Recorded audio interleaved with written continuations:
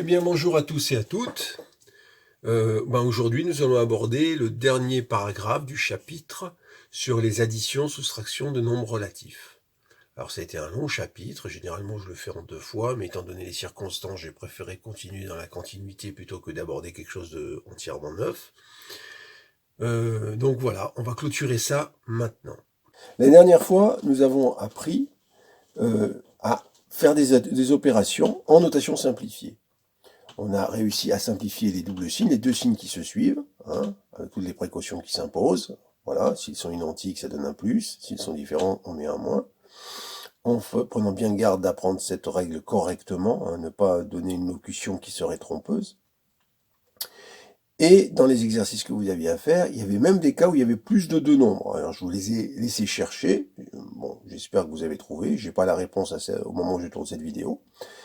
Mais on va voir ce que ça donne exactement.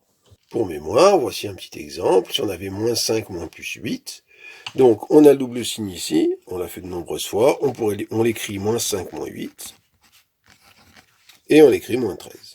Voilà ce que l'on a vu la dernière fois, ce que vous aviez à faire en exercice. Et puis il y avait des exemples où il y avait plus de 2 nombres à ajouter, soustraire.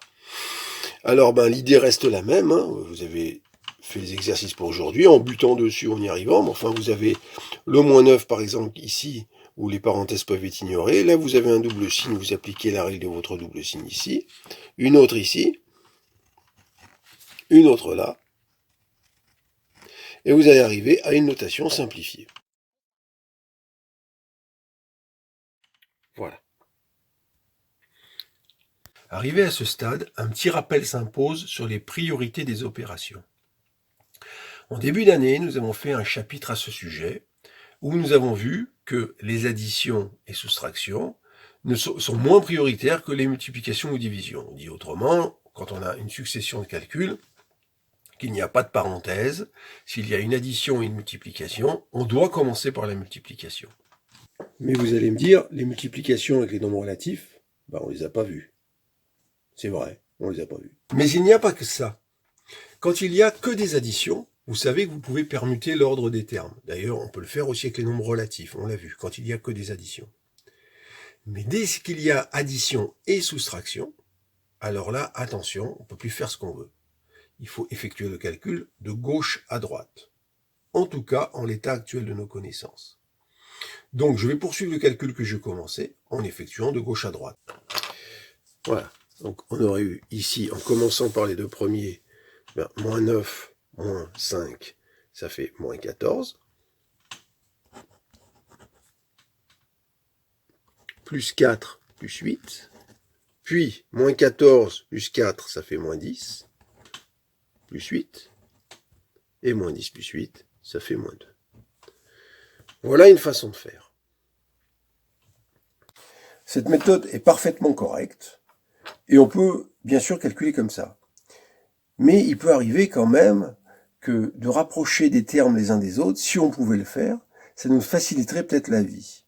Alors c'est ce qu'on va voir dans ce petit paragraphe, comment déplacer des termes sans faire d'erreur, y compris quand il y a des soustractions. Alors la fiche commence par un rappel, c'est précisément ce que je vous ai dit il y a 2 minutes, c'est-à-dire que quand on a une addition comme ça de 3 termes, moins 2,5 plus moins 3 plus 12,5, on peut inverser l'ordre des termes comme on veut, du moment qu'il n'y a que des additions. C'est-à-dire là, j'ai permuté le moins 3, le plus 12,5, vous voyez, ils ont permuté. Ça donnera le même résultat. Et puis à nouveau, j'ai fait une permutation ici, en envoyant le moins 2,5 à la fin, et le résultat restera le même. Ça, c'est quand il n'y a que des additions. Maintenant, on a aussi vu un truc que je viens de vous rappeler également, c'est que quand on a des soustractions qui arrivent dans le calcul, on est obligé de travailler de gauche à droite, ce que je viens de vous faire. Alors, c'est pas le même exemple, mais si vous avez 5 plus 3 moins 2, vous devez faire 5 plus 3 en premier, 8, moins 2, 6. Voilà. Alors que 5 plus 2 moins 3, si jamais on inverse, c'est évidemment pas la même chose. Ça donne pas du tout le même résultat. Voyons un peu la suite. Voici donc un calcul avec des additions et des soustractions de nombres relatifs. Alors, bien sûr, on pourrait faire ce qu'on a fait dans la fiche d'exercice, c'est-à-dire passer en notation simplifiée. Mais pour l'instant, on ne va pas faire ça. On va faire 2 pas en arrière, et se dire, ben tiens, je vais essayer de l'écrire, c'est ce qui est marqué là, uniquement avec des additions, que ce soit que des sommes. Donc on va se rappeler de comment on peut modifier pour obtenir une somme à partir d'une différence, c'est-à-dire une addition à partir d'une soustraction. La phrase, c'est soustraire un nombre, c'est ajouter son opposé. Donc on peut ajouter l'opposé de 4,2, oui c'est ça, et ici ajouter l'opposé de moins 6,5. Alors allez-y, écrivez-le ici. Vous devez obtenir ceci.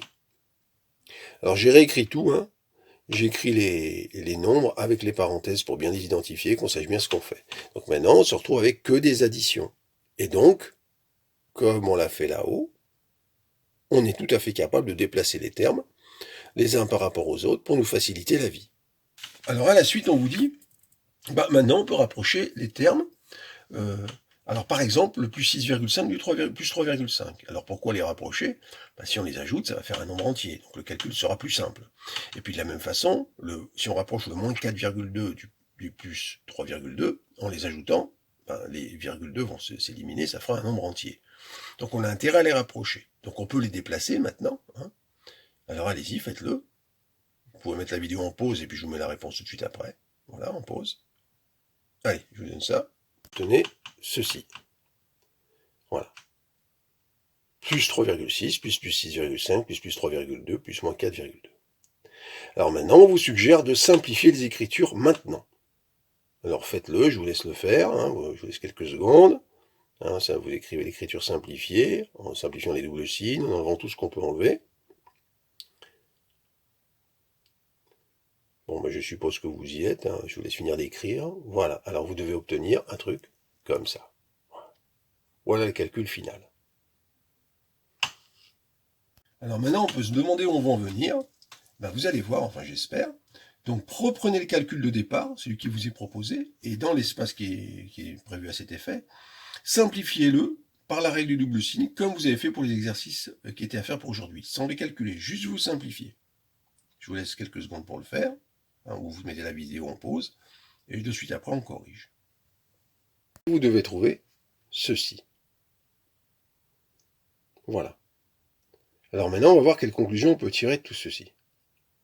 On a donc deux écritures du même calcul. On a 3,5 moins 4,2 plus 6,5 plus 3,2. Et on a celui-là, 3,5 plus 6,5 plus 3,2 moins 4,2. Et ces deux calculs, bien sûr, aboutissent au même résultat, puisqu'on a juste transformé les écritures. Ils sont donc égaux entre eux. Alors observons ce qui s'est passé. Voilà, on va comparer ces deux écritures. Donc, qu'est-ce qui s'est passé? Alors, le moins 4,2 qui est là, il est passé de l'autre côté, ici. On a l'impression, si on regarde ici, qu'il s'est juste déplacé, mais il y a quelque chose quand même qui s'est passé. On a le sentiment que le signe opératoire, parce que c'est pas le signe réel du nombre, le signe opératoire s'est déplacé avec lui. Regardez. On a l'impression qu'on a pris tout ce bloc et qu'on l'a amené là. Et puis, pour le 3,2, bon, il est passé ici. Et le plus 6,5, il est arrivé là. Voilà. Alors voilà. La réalité est un peu plus compliquée que ce que je vais énoncer maintenant, puisqu'on vient de voir où elle est la réalité. Vous aviez un calcul qui avait des additions et des soustractions. Par la règle qui, elle, est exacte, qui est que quand on soustrait, on ajoute l'opposé, on n'est passé qu'à des additions. Et une fois qu'on n'est que avec des additions, on peut déplacer les termes, puisque dans une addition, on a le droit de le faire. Mais vous comprenez bien que c'est long, ça. S'il faut faire cette démarche à chaque fois qu'on a un calcul, c'est un petit peu lourd à mettre en place. Donc, on va prendre une petite liberté avec la réalité, mais il faut être conscient que c'est une liberté que l'on prend, pour que ce soit plus pratique, pour commettre moins d'erreurs dans les calculs. Alors, en fait, on a le sentiment que, par exemple, le moins 4,2, il s'est déplacé avec le signe qui le précédait. Ou que le plus 3,2, il s'est déplacé avec le signe qui le précédait, comme si c'était d'un seul bloc indissociable. En réalité, ce moins qui est devant le 4,2 n'est pas son signe, c'est le signe opératoire. La vérité, c'est qu'il faut passer par l'addition, l'écrire plus moins 4,2 et le déplacer. Mais en raisonnant comme ça, on gagne des étapes et on va réussir à déplacer les termes beaucoup plus rapidement. Alors, voilà comment je propose la phrase. Je vais d'abord vous l'énoncer, puis je vais vous la laisser pour que vous puissiez la copier. C'est qu'on a l'impression que tout se passe comme si en déplaçant un terme, on emmenait en même temps le signe opératoire qui le précède, comme s'il lui appartenait. Je répète encore une fois, c'est pas la réalité. C'est juste une règle, une recette qu'on se donne pour gagner du temps. La réalité, je la redis encore une fois, il faut passer à l'addition, déplacer le terme et réinverser encore. Mais si on tient cette règle, qui marchera, si on est bien rigoureux, on va gagner du temps dans le calcul. Si donc la phrase, tout se passe comme si en se déplaçant, les termes emmenaient avec eux le signe opératoire qui le précède. Voilà. Pour terminer le calcul, alors nous allons reprendre la version ici, où on a rapproché les termes qui avaient l'air de bien s'arranger ensemble. Et donc on se retrouve avec 3,5 plus 6,5 plus 3,2 moins 4,2. Alors, l'idée, c'est d'effectuer ces deux-là, et de voir le résultat. Bien sûr, on n'est pas obligé de faire comme ça, mais l'objectif, c'était de rapprocher des termes qui s'arrangeaient bien en ensemble. Alors, 3,5 plus 6,5, bon voilà, ça fait 10, il n'y a pas besoin de commenter pendant des heures, on sait que ça fait 10 ou plus 10. Alors là, on se heurte à un problème qu'on n'a pas rencontré jusqu'à maintenant, c'est qu'on n'a pas, pour l'instant, on n'a pas mis de signe ici. Alors, on pourrait mettre plus et redoubler avec le signe du résultat. Mais le mieux, c'est de faire le calcul qui est ici maintenant et de mettre le signe du résultat une fois qu'on l'a obtenu. Alors, on doit faire 3,2 moins 4,2. 3,2 moins 4,2, ça fait moins 1. Donc, le signe que je mets là, c'est le signe du résultat. Moins 1. Alors là aussi, on a un peu simplifié la réalité, c'est un peu plus complexe que ça, mais en raisonnant comme ça, en attendant un petit peu avant de mettre le signe, d'avoir le résultat du calcul, ça évite de mettre des doubles signes à nouveau ici. Et 10 moins 1, ça fait 9, et on a notre résultat. Alors, il reste à noter la conclusion. Alors, qu'avons-nous découvert? Jusqu'à maintenant, quand on avait une succession d'additions et de soustractions, il fallait les faire de gauche à droite. On n'avait pas le choix que de faire ceci. Maintenant, on peut faire autrement. On est capable de déplacer des termes pour améliorer notre calcul, pour le rendre plus simple, s'il y a des possibilités de le rendre plus simple. Alors, comment on peut faire? Alors, évidemment, on pourrait passer par la méthode qui consiste à n'écrire que des additions, en utilisant la propriété que l'on a vue, que soustraire, c'est ajouter l'opposé. Une fois qu'on n'a que des additions, déplacer les termes. Puis ensuite, effectuer le calcul, par exemple, en repassant en notation simplifiée et en l'effectuant. Mais moi, je vous ai donné une méthode qui est un petit raccourci, qui est une recette un petit peu, qui prend quelques petites libertés, mais qui va vous permettre de gagner pas mal d'étapes. Alors, qu'est-ce qu'il faut faire? En premier, on passe en notation simplifiée. Et ensuite, on va déplacer les termes, en considérant toujours que le signe opératoire qui est placé avant leur appartient. Je vais le répéter encore une fois, c'est pas tout à fait vrai, c'est même pas vrai du tout, c'est pas ça la réalité. Mais en raisonnant comme ça, on va gagner du temps, on va gagner en clarté sur les calculs, et on aboutira plus facilement à des calculs justes. Il est possible de déplacer des termes dans un calcul comportant des sommes et des différences de nombres relatifs. Voilà, vous l'avez ici, je recule un peu. Alors, comment on peut faire? Pour cela, on peut, alors j'ai mis on peut parce qu'on peut faire autrement, comme je viens de vous le dire, passer en notation simplifiée à l'aide de la règle du double signe, et déplacer les termes en faisant comme si les signes opératoires, le signe opératoire appartenait, qui précède le terme lui appartenait. Voilà, je vous le mets un petit peu, vous pouvez mettre en pause le temps de noter ça correctement. Juste en dessous, je mets quand même une petite attention, en réalité, ce signe ne lui appartient pas.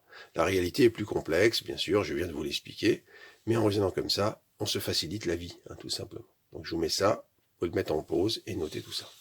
C'est tout pour cette première partie de la vidéo. Il y aura une deuxième partie. Je vous mets le lien dans la description de la vidéo.